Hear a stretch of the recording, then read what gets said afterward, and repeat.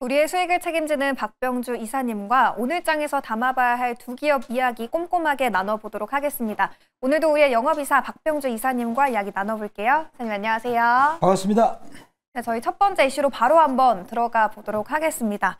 첫 번째 이슈 먼저 키워드부터 만나보도록 할게요.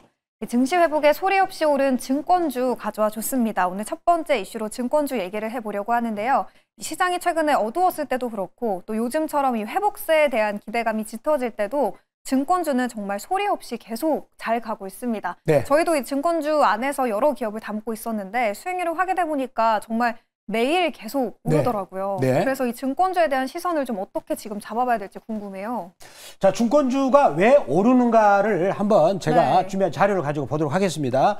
자, 증권주는 이제 최근에 글로벌 금리 인하 전망, 미 연준이 5월 달에 금리 인하할 가능성도 있고요. 혹은 또 9월 달도 가능성이 있는데 트럼프 대통령이 그러지 않습니까? 미 연준 의장, 파월 의장한테 자꾸 금리 내려주라. 그런 얘기 하고 있거든요. 근데 그는 물가 지수가 약간 내려가고 있기 때문에 이럴 가능성이 있는데 만약에 금리를 인하하게 된다면 글로벌 유동성이 증가하게 되고 거기에 따라서 증권 산업이 수혜를 입는다. 그런 논리로 우리가 접근할 수 있겠고요. 자, 그리고 또 이제 우리나라 증권사들을 보면은 작년에 실적 전망을 분석을 해보지 않습니까? 그러면 해외에서 거래 대금이 증가를 해서 거기서 수익을 많이 거뒀다. 저도 해외 주식을 해보니까 수수료가 많습니다. 네. 좀 아까워요. 좀 하기에는. 그래서 그 역분으로서 이게 이익이 많이 증가했다는 것이고요. 그 다음에 넥스트 트레이드 거래가 아주 활발합니다. 정말 여기서 수수료가 적다 보니까 더군다나 이 시장이 생김으로 인해서 정규 시장 외에 거래하는 것이 생기기 때문에 증권사 입장에서는 여기 거래 대금이 이로해서 수수료로 이제 늘어나기 때문에 이런 부분이 될 것이고요. 자, 제가 계속 강조를 하고 있지만 상법 개정안이 통과만 된다면 우리 코스피가 4,000원 거뜬히 올라갈 거야. 그러면 당연히 증시 화랑기가 오겠죠. 그래서 2021년에도 보면은 증권사들이 수수료 수익이 굉장히 많이 늘어났습니다. 그래서 이런 부분이 있고요. 또 한 가지 굉장히 또 중요한 게 있습니다. 배당률이 어느 모 증권사 같은 경우는 7.4%나 주는 데가 있어요. 그러면 이 말은 무슨 얘기냐면 내가 빌딩을 8천원짜리 갖고 있어요. 4조짜리 갖고 있는데 그 빌딩 수익률이 7.4%라거든요. 우리나라 빌딩이 한 1조짜리는요. 기껏 잘해봐야 3% 내외입니다. 굉장히 큰 거죠. 그렇다면 기관 투자 입장에서는 이제는 부동산이 아닌 증권주도 투자하는 그런 시각이 늘어날 수 있다는 것입니다. 이런 부분이 배경이 돼서 증권주가 지금 잘 올라가고 있다라고 말씀드리겠습니다. 이사님, 그러면 저희가 지난번에 담아봤던 이 미래에셋 증권만 보더라도 야금야금 계속 오르고 있더라고요. 그렇죠. 그렇다 보니까 이제 투자자의 입장에서는 그러면 이제는 좀 쉬어가는 거 아닐까 이런 생각도 있고 아니면 지금 시점에서도 계속 상승 룸을 더 열어두는 게 맞을까 고민이 되더라고요. 네네. 좀 증권주에 대한 시선 지금 구간은 어떻게 평가하고 계신지 궁금해요. 네, 그런 부분이 아마 고민이 드실 거예요. 왜냐하면 지금 이번에 제가 증권주 그러면 차트를 보면서 설명을 드리겠습니다. 네. 우리 사람이라는 것은 내가 과거의 습관에 대해서 학습이 되거든요. 네. 그러다 보면 내가 안 갈 거라고는 확증이 드는데, 자, 이걸 보시면 은근히 제가 준비한 차트를 보면 86개월 동안에 고점을 뚫었어요. 여기 뚫었거든요. 네. 해보니까, 요까지 해보니까, 세워보니까 86개월 동안에 고점을 다 뚫었습니다. 제가 최근에 업종을 보니까 방산주하고 조선주 외에는 이렇게 86개월 고점을 뚫은 업종이 없어요. 그럼 결국은 이게 잘 되냐 안 되느냐는 시세한테 물어봐라 라는 얘기가 있는데 증권주는 잘 된다고 시세가 말해주고 있거든요. 그러면 요거를 이제 일봉으로 보시게 되면 자, 이렇게 되죠. 이렇게 계속 올랐잖아요. 네. 요 구간이 트럼프 대통령이 굉장히 악담을 하시한 거 아닙니까? 그거를 뚫고 13일 연속으로 양봉이에요. 양봉. 맞아요. 내가 이런 경우를 증권사 차트를 뒤져봤더니 일봉에서 13일 동안 양봉을 만든 적이 한 번도 없어요. 그만큼 매수가 들어왔다 그 말이거든요.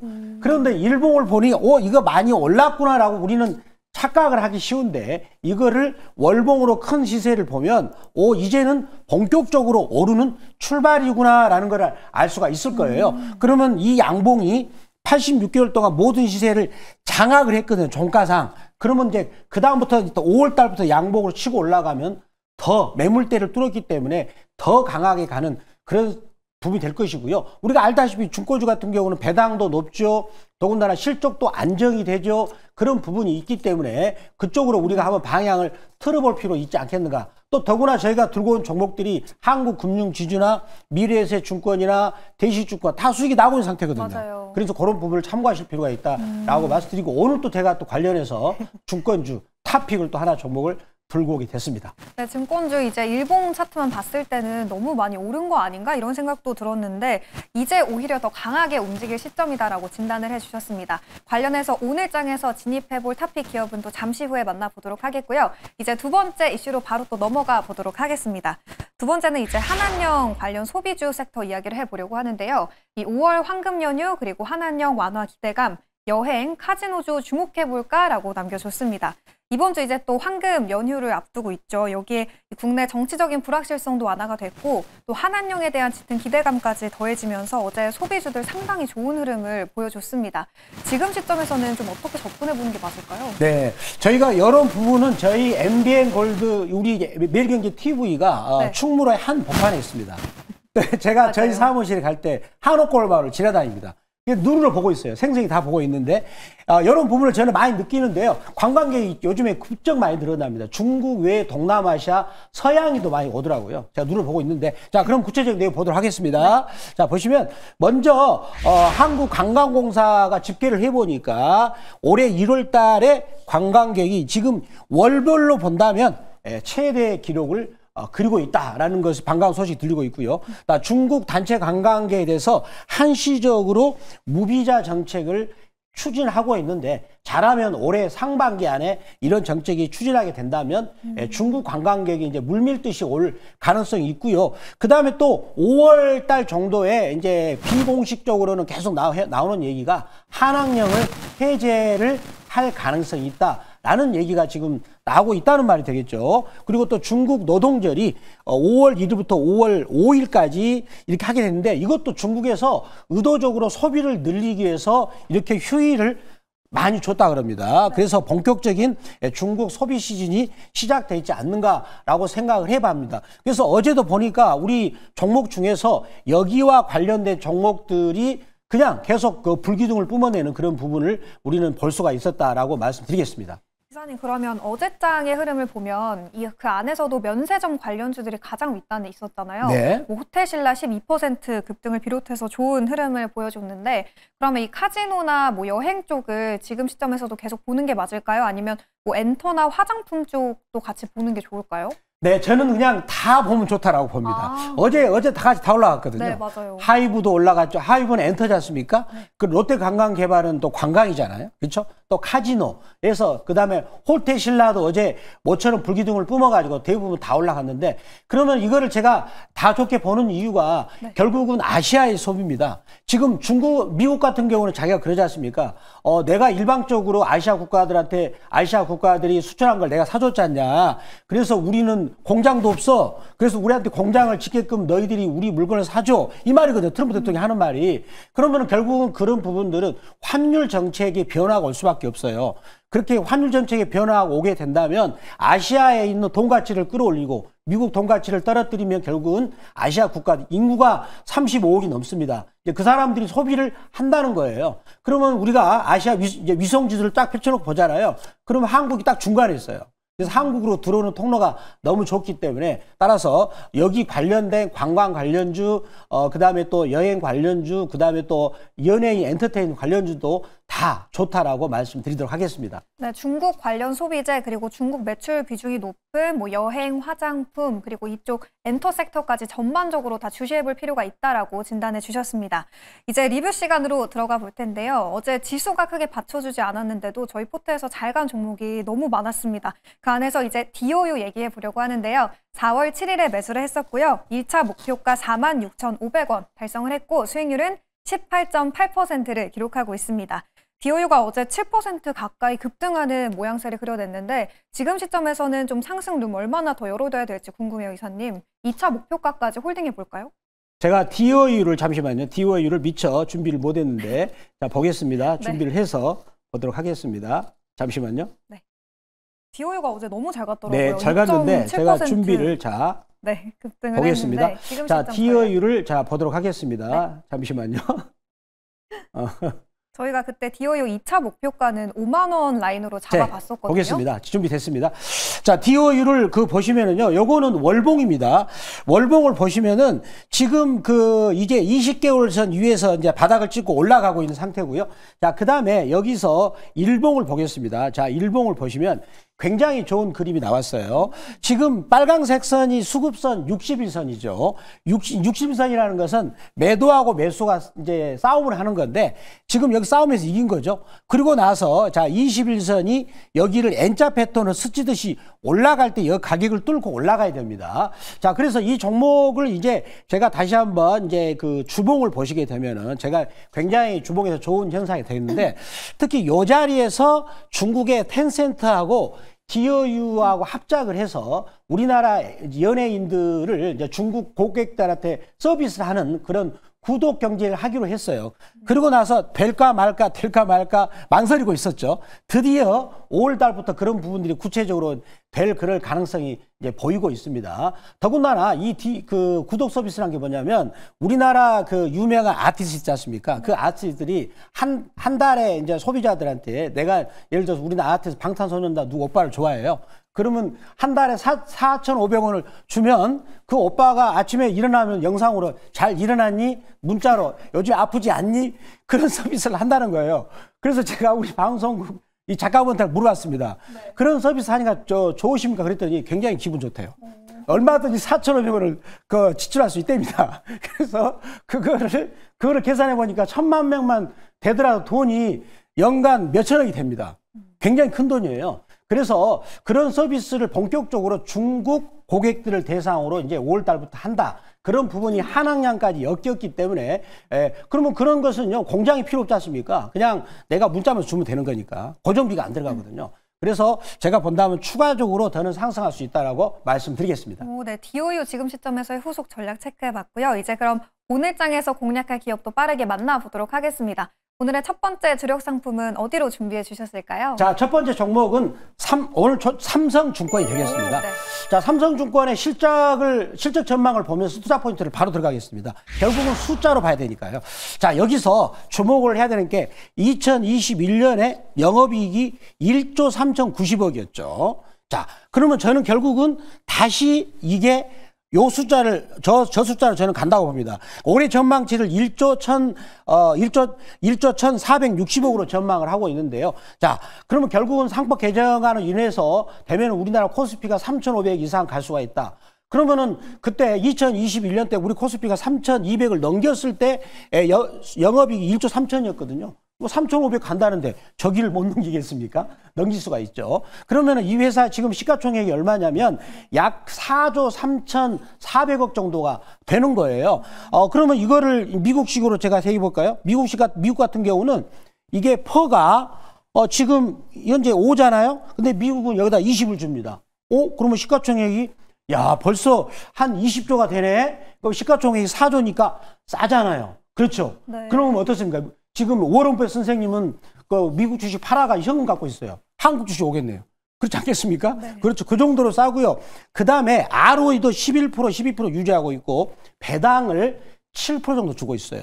이렇게 저평가된 주식이 더군다나 삼성이라는 브랜드가 있는데 배당률을 연간 시가 배당으로 7% 정도 주고 있다. 탐날만 하죠.